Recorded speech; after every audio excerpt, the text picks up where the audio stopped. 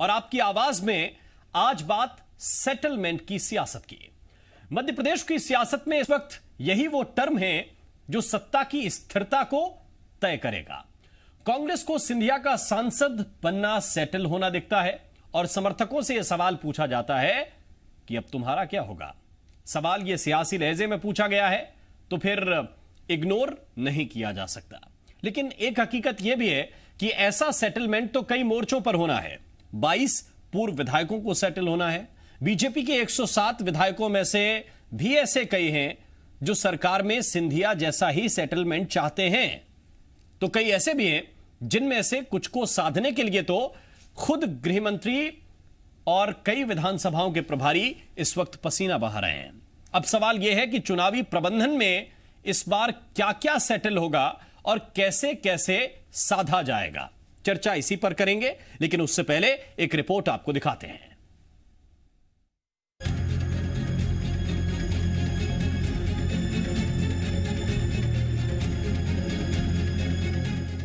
मध्य प्रदेश में सत्ता को तय करने वाले उपचुनावों में मुद्दा क्या होगा? क्षेत्र का विकास, विधायक से आस या कोई नेता खास? शायद तीनों नहीं, क्योंकि प्रदेश में जारी राजनीतिक बयानबाजी बता रही है कि दोनों दल उपचुनाव एक खास मैदान पर लड़ना चाहते हैं। मध्य प्रदेश कांग्रेस का ये ट्वीट देखिए। पूर्व मुख्यमंत्री कमलनाथ ने जिस ट्वीट को रीट्वीट किया उसमें सिंधिया के राज्यसभा सांसद बनने को सेटल होना कहा गया, तो उनके समर्थक पूर्व विधायकों को जयचंद। जाहिर है कि कांग्रेस चाहती है कि चुनाव गद्दारी के मुद्दे पर हो, तो उधर बीजेपी फूल सिंह बरैया की हार के आधार पर अनुसूचित जाति के अपमान को भी मुद्दा बनाना चाहती है।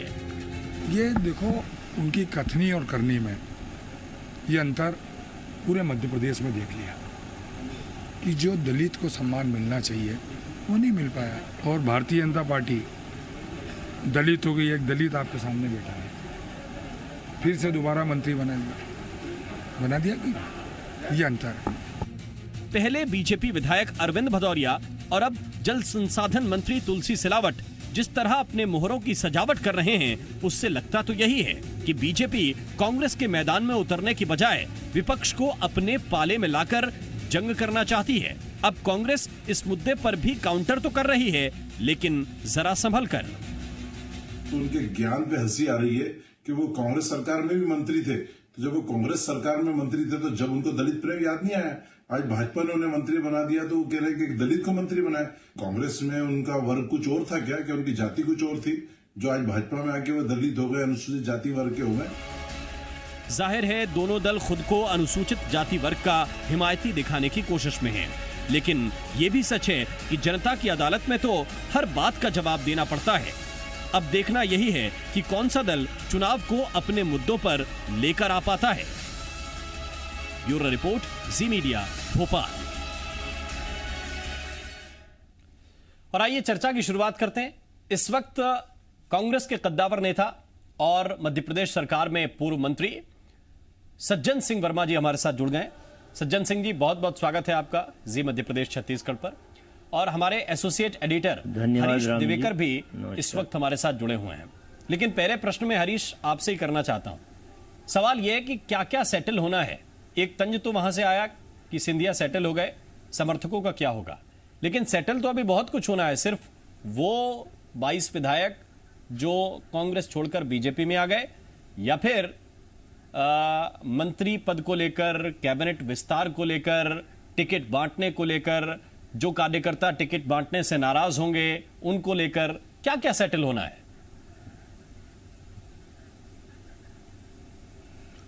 राम, देखिए, अभी पूरे राजनीति की बिसात बिछनी है, अभी तो शुरुआत हुई है।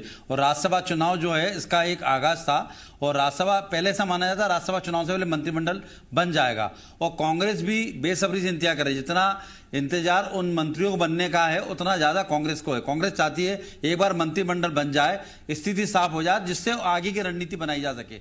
और सेटलमेंट की बात करें तो राम, सबसे पहले ये देखना होगा जो 6 मंत्री छोड़कर आए, क्या उनको बड़ा विभाग मिल पाएगा, या जो 10-11 मंत्री बनने बाकी के 5-6 मंत्री हैं उनमें कौन कौन आ पाएगा। सिंधिया जी अपने कितने मंत्री को सेटल करवा पाते हैं। दूसरी बात है यहाँ पर कि जो दिग्विजय से समर्थक थे, बिसाहू लाल जी, आपका एदल सिंह कंसाना, तो ऐसे जो 3 लोग और हैं, हरदीप डंग जो किसी के नहीं है, तो इनका क्या होगा, इन्हें किस तरह का विभाग मिलेगा?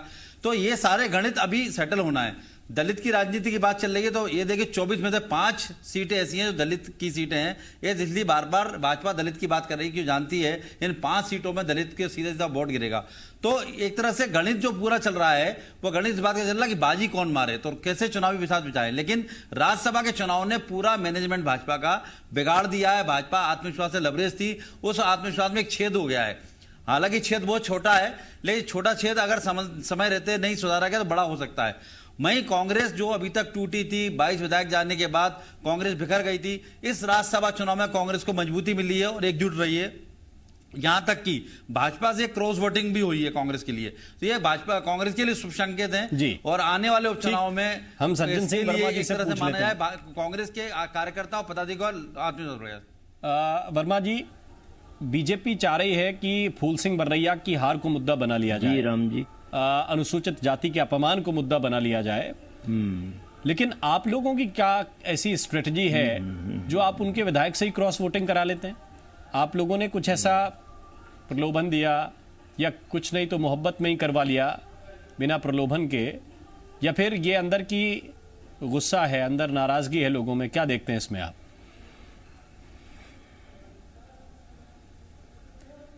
देखिए, भारतीय जनता पार्टी आज के आधुनिक युग की अंग्रेज है।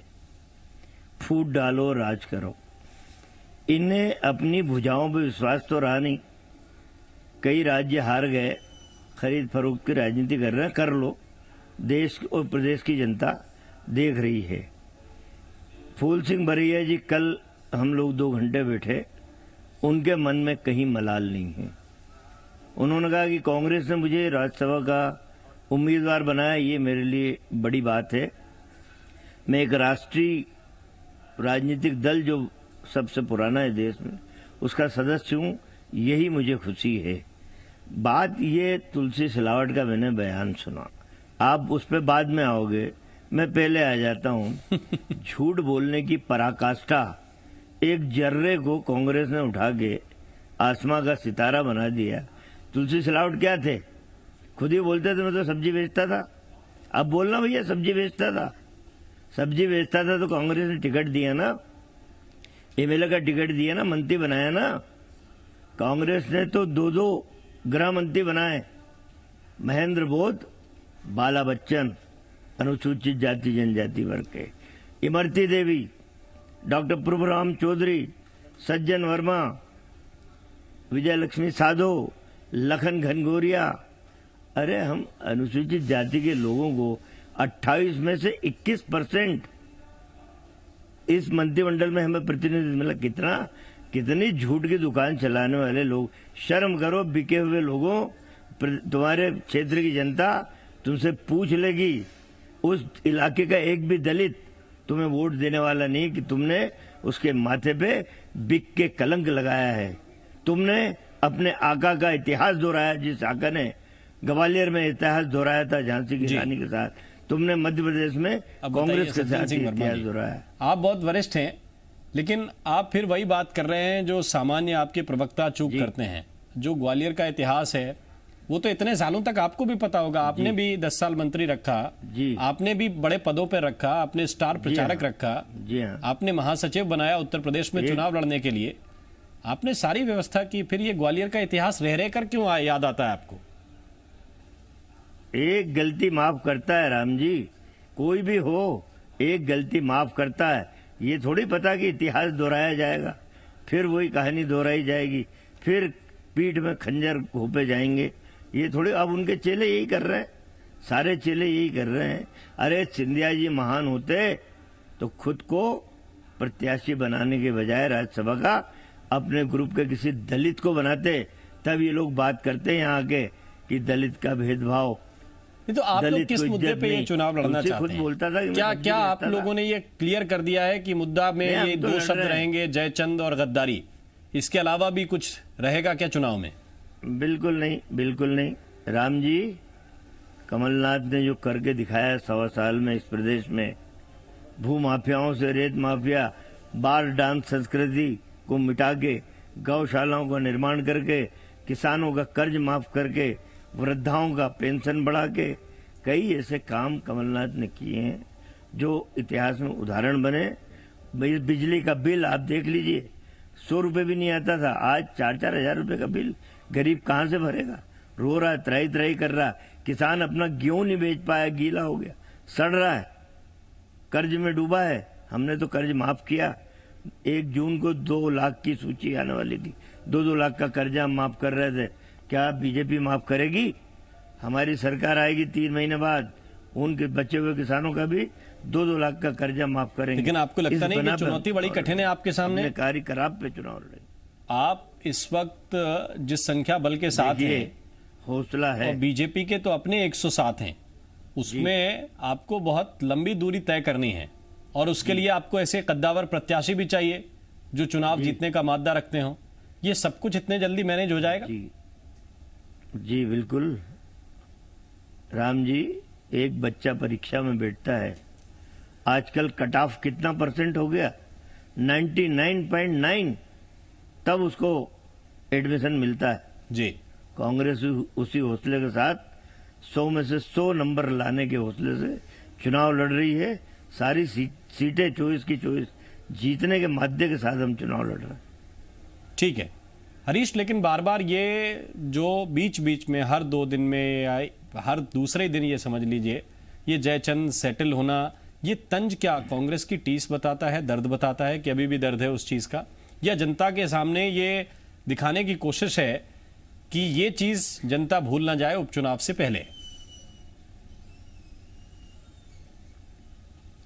राम, ये बड़ी सोची समझी राजनीति है, कांग्रेस की रणनीति और प्लान है, और ये काफी हद तक काम कर चुकी है। ये मैं आपको बताऊं, अभी जो हमारे मैदानी सर्वे आ रहे हैं, ग्वालियर चंबल में इस बात की लहर दौड़ गई है कि हमें मतदाताओं को बेच दिया गया। अभी कांग्रेस का प्रत्याशी नहीं आया है मैदान में, लेकिन ये बात बिल्कुल सही है, जो दल बदल करके गए हैं और जो भाजपा लड़ेंगे उनके खिलाफ अभी माहौल बनना शुरू हो गया है। व्हाट्सएप ग्रुप पे इस पर चर्चा चल रही है। हालांकि कांग्रेस के पास एक दूसरी समस्या है, कैंडिडेट उतने अच्छे नहीं है अभी तक, जो नाम सामने नहीं आए। ये इसका फायदा भाजपा उठाएगी। और जो नरोत्तम मिश्रा बार बार जा रहे हैं ग्वालियर चंबल में, एक एक जगह बात कर रहे हैं सीट पे, उसकी वजह यह है कि भाजपा के अंदर जो सेकंड लाइन के नेता हैं, जो चुनाव हारे 2018 में, वो भी टूटने को तैयार है। अजब सिंह कुशवाहा के उदाहरण है, दीपक जोशी हाट पेपलिया के लगातार नारा चल रहे हैं, हालांकि अभी टूटे नहीं है और इनको डर है, इसलिए लाल सिंह आर्य से मिलने। लाल सिंह आर्य और रणवीर जाटव का मैं बताना चाहूंगा, रणवीर जाटव के पिताजी माखन जाटव जो थे, उनके लाल सिंह आर्य पे आरोप है उनकी हत्या का, उनके मामला चला है। तो ऐसे में वो सीट अब उनको छोड़ेंगे और वो बनेंगे वहां से मंत्री, चूंकि मंत्री बनने का नाम है, तो लाल सिंह आर्य का राजनीतिक अस्तित्व खतरे में आएगा। ऐसे कई गणित उलझे हुए हैं आपस में। और दूसरी बात राम, महत्वपूर्ण बात यह आ रही है कि जो कांग्रेस में जो गुटबाजी है, अभी भी कांग्रेस में छत्रप नेता है, और भाजपा जो है, भाजपा अलग तरह अनुशासित है। यहां पर संघ के अनुशासन का डंडा चलता है, लेकिन जो गुट गया है सिंधिया का, वो भाजपा के प्रति उसका कोई श्रद्धा या भाव नहीं है, वो सिंधिया व्यक्तिपरक नेता के पक्ष में गया है। तो वहां एक चुनौती क्या ये भी है, हो जाएगी सिंधिया भाजपा। हरीश, आप इसको बेहतर थोड़ा सा डिस्क्राइब कर पाएंगे? एक चुनौती क्या ये भी है कि चंबल के लोग, चंबल के आसपास के रीजन के लोग, जहां पर 16 सीटें हैं उपचुनाव की, वो लोग दिल से दोस्ती करते हैं और दिल से ही दुश्मनी। वो बहुत ज्यादा गणित नहीं लगाते, बड़े नेता या बड़े राजनेता इस तरह से दोस्ती जरूर कर लें, लेकिन जो आम मतदाता है या छोटे कार्यकर्ता हैं, वो या तो आपसे नाराज रहेगा या आपसे वो प्यार करेगा। ये दोनों चीजें एक साथ कैसे मैनेज कर पाएंगे? जो जिसकी आप कह रहे हैं जमीनी सर्वे की बात, ये कैसे बदलेगा? जैसे रणवीर जाटव का और लाल सिंह आर्य का कनेक्शन है, या ये समझिए आपकी जयभान सिंह पवैया का और प्रद्युम्न सिंह तोमर का कनेक्शन है, ये कैसे एक खांचे में बैठा पाएंगे? क्या इसको सेटल करने की कोशिश इस वक्त नरोत्तम मिश्रा कर रहे हैं वहां जाके? बिल्कुल राम, ये इसी बात को हम समझाने की कोशिश कर रहे हैं। भाजपा के सामने चुनौती यही है कि सरकार जानी थी, गिरनी थी, सिंधिया अपने साथ ले तो आए, लेकिन अब उस खांचे में कैसे बिठा लेंगे? जो सवाल आपने उठाया बिल्कुल मौजूद सवाल है, और सबसे बड़ी चुनौती यही है कि जैसे कैसे बिठा भी दे भाजपा को, उनको दूसरे पदों से नवाज भी दे, लेकिन जो कार्यकर्ता सेकंड लाइन का, थर्ड लाइनर, फोर्थ लाइनर या पोलिंग बूथ का कार्यकर्ता, वो कैसे एडजस्ट होगा? क्योंकि अभी जो सिंधिया के साथ जो समर्थक जा रहे हैं, वो सिंधिया, ज्योतिरादित्य सिंधिया जिंदाबाद के नारे लगा रहे हैं, भाजपा के नहीं। अब आप लगातार देखें, जो लगातार भाजपा के जो पोस्टर, विज्ञापन छप रहे, सिंधिया गायब है, कार्यकर्ता उनको अभी तक अपना नहीं पा रहा है। इवन यहां तक कह दिया कुछ अभी भाजपा के वरिष्ठ नेताओं ने कि भाजपा धीरे धीरे उनको अपनाएगी। विक्रम वर्मा अभी एक बैठक में बोल रहे हैं कि जिस तरह से कांग्रेस के लोग आ रहे हैं, ऐसा ना हो कि आगे जाके भाजपा के अंदर दो फाड़ हो जाए या भाजपा के अंदर दूसरी स्थिति निर्मित हो जाए, भविष्य का खतरा बन जाए। तो अभी भाजपा के सामने दूसरी चुनौती, सरकार जरूर बना ली, सत्ता में जरूर आ गए, लेकिन सत्ता को कंटेन करना, सत्ता को आगे ले जाना और उपचुनाव में जीतना, यह बहुत बड़ी चुनौती है। उसके पहले एक अग्नि परीक्षा देनी है भाजपा को, वो है मंत्रिपरिषद विस्तार की।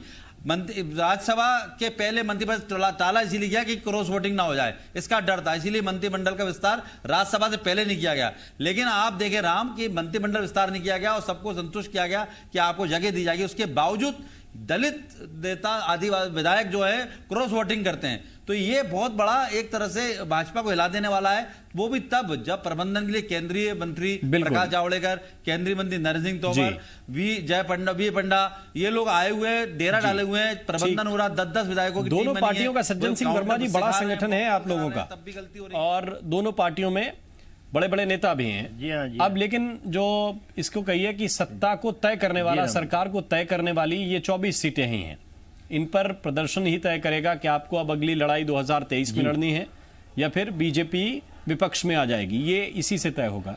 मेरा सवाल आपसे ये है कि क्या ऐसी स्ट्रेटजी आप लोग अपनाने वाले हैं जिससे ज्योतिरादित्य सिंधिया का जो वोट बैंक है प्लस बीजेपी का वोट बैंक है, उन दोनों को आप हरा के कांग्रेस के कैंडिडेट जिता सकें? देखिए राम जी, ज्योतिरादित्य सिंधिया का कोई बहुत बड़ा वोट बैंक नहीं है। देखिए मैं बार बार बोलता हूँ, महिमा मंडन किया जाता है इनके चक्षुओं के द्वारा, जो 22 चक्षु भागे हैं ना, अरे महाराज, अरे महाराज, महाराज का ग्लैमर है, महाराज की पूछ परख नहीं हो रही, महाराज की वजह से सरकार बनी मध्य प्रदेश में। अरे भैया, उसके बाद लोकसभा का चुनाव हुआ, यही ज्योतिरादित्य बाबू चुनाव लड़े लोकसभा का, बड़े छोटे से कार्यकर्ता केपी यादव से हार गए। तो इनका वोट बैंक काहे का? कोई वोट बैंक नहीं है, दलों का वोट बैंक है जी। हमारी कांग्रेस का वोट बैंक है, बीजेपी का वोट बैंक है।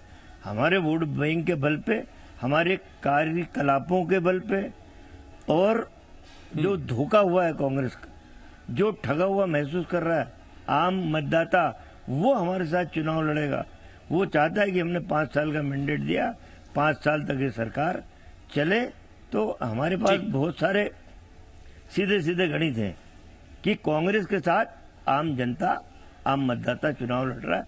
ये हमारी, ये कांग्रेस की स्ट्रेटजी है कि जनता चुनाव लड़ेगी ये वाला, और उन्हें इसका फायदा मिलेगा, वो सरकार में लौटेंगे। बहुत बहुत शुक्रिया हरीश आपका, बहुत बहुत शुक्रिया सज्जन सिंह वर्मा जी, हमारे लिए आपने समय निकाला, चर्चा में आप जुड़े। आपकी आवाज में अभी के लिए बस इतना ही। नमस्कार।